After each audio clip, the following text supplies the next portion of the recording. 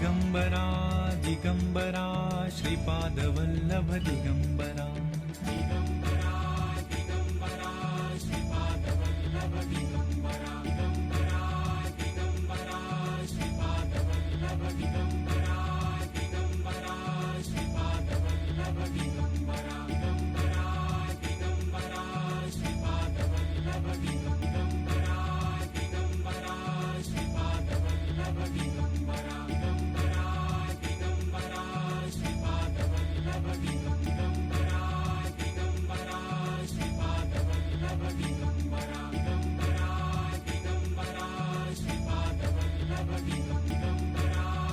दिगंबरा श्रीपादवल्लभ दिगंबरा दिगंबरा श्रीपादवल्लभ दिगंबरा दिगंबरा दिगंबरा श्रीपादवल्लभ दिगंबरा दिगंबरा श्रीपादवल्लभ दिगंबरा दिगंबरा दिगंबरा श्रीपादवल्लभ दिगंबरा दिगंबरा श्रीपादवल्लभ दिगंबरा दिगंबरा दिगंबरा श्रीपादवल्लभ दिगंबरा दिगंबरा श्रीपादवल्लभ दिगंबरा दिगंबरा दिगंबरा श्रीपादवल्लभ दिगंबरा। आज पूजा रखा गया आश्रम में, 3 दिवसीय पूजा था आपका, उसके बारे में थोड़ी जानकारी दीजिए। मेरा नाम आलोकनाथ जी महाराज है। रमणनाथ महाराज जी का ये 246वां समाधि उत्सव है। रमणनाथ महाराज जी ने 1735 में ईस्वी सन 1735 में संजीवन समाधि ली थी। उनके आज समाधि को 286 वर्ष पूरे हो गए। उस निमित्त में ये अनघादत्त महायज्ञ था और ये महायज्ञ आज पूर्णाहुति हो गई। और ये आश्रम का इतिहास क्या है और उसकी परिभाषा क्या है आपके लिए? ये आश्रम दत्त संप्रदाय का है। रमणनाथ महाराज जी के गुरु दत्त महाराज है और ये दत्त महाराज जी का आस्थान है। ये दत्त संप्रदाय है। ये दत्त संप्रदाय गिरनार से जुड़ा हुआ है क्योंकि ये जो पंथ है ये धुनीधारी पंथ है, जटाधारी पंथ है। रमणनाथ महाराज जी धुनीधारी थे, जटाधारी थे, जो दत्त महाराज जी का मूल संप्रदाय को लेके आगे बढ़ रहे हैं। और ये आस्थान में बहुत से भक्त आते हैं, रमणनाथ महाराज जी के पास अपनी पीड़ाएं, अपने दुख व्यक्त करते हैं और उनके कृपा आशीर्वाद से उनकी इच्छा सब पूरी हो जाती है। तो ये जो है ये सद्गुरु के कृपा आशीर्वाद से मनुष्य का कल्याण होने वाला एक स्थान है। और ये आश्रम में आप शिक्षा दीक्षा भी देते बच्चों को? हाँ, इधर ऐसे बच्चे लोग हैं कि जिनके घर में एक टाइम का खाने को नहीं मिलता है। ऐसे सब बच्चे लोगों को हम इधर लाते हैं। उनको हम वेद पाठ भी सिखाते हैं, उनको हम स्कूल भी सिखाते हैं, उनको संस्कार सिखाते हैं और उनको संभालते हैं जिससे उनका कल्याण हो सके। क्या ये शिक्षा दीक्षा आज के मॉडर्न ज़माने के स्कूल और कॉलेज से अलग होती है या फिर उससे अच्छी होती है? हाँ, कैसे मालूम है क्या? अभी देखो, अगर बचपन से ही बच्चों को संस्कार होवे तो वो कभी गलत मार्ग पर जाता नहीं है। आज के मॉडर्न ज़माने में क्या है, बहुत से बच्चे लोग गलत मार्ग अपनाते हैं, गलत मार्ग पर जाते हैं। तो वो ऐसा नहीं होना चाहिए। इसके लिए हम कुछ ऐसी छोटी सी सेवा कर रहे हैं कि उस छोटी सी सेवा से लोगों को प्रेरणा मिले या बच्चों के ऊपर एक उमंग जागे कि ये पुराने ज़माने के ऋषिकुल क्या थे, गुरुकुल क्या थे, उस गुरुकुल से बच्चों के ऊपर कैसे संस्कार होते थे और उस संस्कार से कैसे महायोद्धा भी हो गए। कृष्ण भगवान ने भी गुरुकुल में पढ़ाई ली थी, राम भगवान ने भी गुरुकुल में पढ़ाई ली थी, अर्जुन ने भी गुरुकुल में पढ़ाई ली थी, जिससे वो महान योद्धा हो गए, महान भगवान हो गए। लेकिन तब का वक्त अलग था, आज हाँ, वक्त तो अलग था, लेकिन तब का वक्त अलग था, लेकिन सूर्य एक ही था ना। सूर्य कभी बदला क्या, चंद्र कभी बदला क्या? मनुष्य ने अपने जीवन को बदला है। निसर्ग तो वही था ना, लेकिन मनुष्य ने अपने हर एक परिवर्तन को चेंज किया है। समझ में? तो वो परिवर्तन भले ही वो करे, लेकिन ज्ञान का कभी परिवर्तन नहीं होता है। ज्ञान तो वही और वही रहता है। देखो, उस जमाने के ऋग्वेद जो भी वेद मंत्र थे वो कभी बदले नहीं, उस समय की गीता कभी बदली नहीं, लेकिन मनुष्य ने अभी इस अपने वेगवान जीवन में खुद को आध्यात्मिक में छोटा कर दिया है। समझ में। तो कैसे, मैं ऐसा नहीं कह कि आध्यात्मिक में ही पूरा अपना जीवन समर्पित करो, ऐसा मैं नहीं कह रहा हूँ। जब भी अपने जीवन में रोज के दिन में जितना भी टाइम मिले उतने समय में मेडिटेशन करके आध्यात्मिक जीवन किस लिए है और अपना जन्म किस लिए हुआ है उसके लिए साधना तो करना ही चाहिए। और ये आठ गांव का आपका आश्रम कितने साल पुराना है? आठ गांव का ये, ब्रिटिश से पहले का शिवाजी महाराज का आपने हाँ, बोला। ब्रिटिश के ज़माने का ये आश्रम है। रमन्नाथ महाराज जी ने इधर जो आए थे वो 1600 शतक में आए थे। वैसे रमन्नाथ महाराज जी का जन्म 1500 शतक में था। उनका गांव निरुपल्ली था। निरुपल्ली से फिर कुरवरपुर क्षेत्र में श्रीपाद वल्लभ की वो तपोभूमि है, उधर दत्त महाराज जी ने प्रकट होकर उनको आशीर्वाद दिया था और प्रकट होकर आशीर्वाद दे के उन्हें आदेश दिया था कि सह्याद्री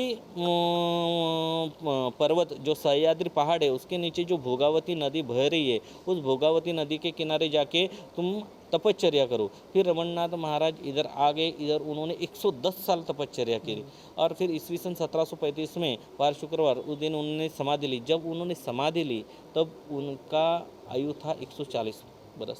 तो 140। हाँ, 140, मतलब इस स्थान को कुल मिला के 400 साल लगभग पूरे होते आ रहे। और यहाँ के जो आपके अनुयायी है और जो भक्त है वो कहते हैं कि आप उनसे बात करते अपने गुरु जी के, वो क्या कैसे नहीं है? कैसे है, एक गुरु परंपरा है। देखो, सदगुरु रमन्नाथ महाराज जी ने यही सिखाया है कि खुद का बड़पन नहीं करना चाहिए, अपने गुरु का गुरु महती करनी चाहिए। तो हम उनके शिष्य हैं, तो हम अपने गुरु की महती उनके पास पहुंचाते, हम अपने गुरु की महती का उन्हें ज्ञान देते कि उस गुरु के महती से, उस गुरु के ज्ञान से उनका जीवन का उद्धार होना चाहिए। लेकिन सर अभी बात करें अगर देश भर की, देश में ऐसे काफ़ी सारे आश्रम हैं और महाराज जो ठगी महाराज कहा जाता है उनको, ऐसे बहुत सारे हो गए। तो उन लोगों से कैसा बचना चाहिए आम कैसा है, देखो, आध्यात्मिक क्षेत्र अलग है, समझ में। आध्यात्मिक क्षेत्र जो मूलाधार स्वरूप से है वो जीवन का उद्धार करने के लिए। पहले ऋषि कुल थे, उस ऋषि कुल में जितने भी ऋषि कुल थे वो भिक्षुकी थे। राजा महाराजा उनके लिए दौड़ते थे कि बताओ क्या चाहिए, लेकिन वो कहते थे नहीं, हमें एक गुरुकुल में जंगल में ही रहना है, ज्ञान देना है। तो फिर राजा महाराजा के बच्चे लोग उधर गुरुकुल में पढ़ने के लिए आते थे और वो भी भिक्षा मांगते थे। समाधान यही जीवन का अर्थ है। और जो भी साधु रहता है, जो महंत रहता है, वो भिक्षा के ऊपर अपने जीवन का उद्धार करता है। हाँ, ठीक है कि स्थान रहता है, स्थान की कुछ ऐसी ज़रूरत होती है, उस ज़रूरत को दान धर्म से पूरा किया जाता है। लेकिन जो इच्छा से दान करते हैं उसे दान कहते हैं, मांगने से जो लेते उसको दान नहीं कहते। तो इसका अर्थ यही है कि समाधान जिधर रहे वही साधु है। साधु का अर्थ यही है कि अपने जीवन को तपश्चर्या में व्यतीत करके अपने जीवन को साधना, और अपने जीवन को साधना मार्ग से, अपने कष्ट से, अपने शरीर को तपा के इस जीवन का उद्धार करना, इसे साधु कहते हैं। और देशवासियों को क्या संदेश देना चाहेंगे? मैं देशवासियों से यही संदेश देना चाहता हूँ कि अपनी ये भारत भूमि है, इस भारत भूमि पर बहुत से भगवानों ने अवतार लिया है। नारायण भगवान मतलब विष्णु भगवान ने 10 अवतार लिया है। बहुत से संत महंत इधर जन्म लेके अब बहुत बड़ी तपश्चर्या की है। तो ये भारत भूमि इतनी पवित्र भूमि है कि ये पवित्र भूमि जैसी भूमि होएगी नहीं किधर इस विश्व में। तो इस भूमि में जो अपने पुराणों में जितने भी ऋषि महंतों ने जो ज्ञान दिया है, तो उस ज्ञान का अपने जीवन में जितना भी समय मिले उसका पठन करना चाहिए। देखो, लोगों को बेवकूफ़ कौन बनाता है? जो पढ़ते नहीं उनको ही बेवकूफ़ बनाते हैं, लेकिन खुद जो पढ़ते हैं वो कभी बेवकूफ़ नहीं होते। कभी बनते क्या? कभी नहीं बनते। तो कैसा है, बाहर के देश से लोग आते हैं, इधर वेद मंत्र पढ़ते हैं और वो मूलाधार लेकर चल रहे हैं। लेकिन अपने इस भारत भूमि में कैसा है कि अपने को सब रेडीमेड चाहिए, कोई पढ़ने का कोशिश ही नहीं करता है। तो मैं कहता हूँ कि मूलाधार स्थिति में अगर जो भी पढ़ेगा, वेद हुए, अभी वेदों का देखो विश्लेषण मराठी में भी हुआ है, हिंदी में भी हुआ है, इंग्लिश में भी हुआ है। अगर मूलाधार स्थिति में अगर पढ़ेंगे तो मैं कहता हूँ कि उनको ज्ञान जरूर मिलेगा और उनका उद्धार जरूर होगा। क्योंकि मैं कहता हूँ कि मैं इस पहाड़ में पहाड़ में मतलब ये आप भी देख रहे हो कि इतने जंगल में मैं खुद पड़ा हुआ हूँ, लेकिन मुझे रमननाथ महाराज जी ने खुद वेद मंत्र कैसे पढ़ने हैं सिखाया है। और उस वेद मंत्र का जब मैं आधार लेके मैं खुद पढ़ा क्या, तब मुझे पता चला कि अरे ये वेद मंत्र तो खुद के जीवन का उद्धार करने के लिए बने हैं, लेकिन उसको अपने बिजनेस के लिए कोई भी इस्तेमाल करता है।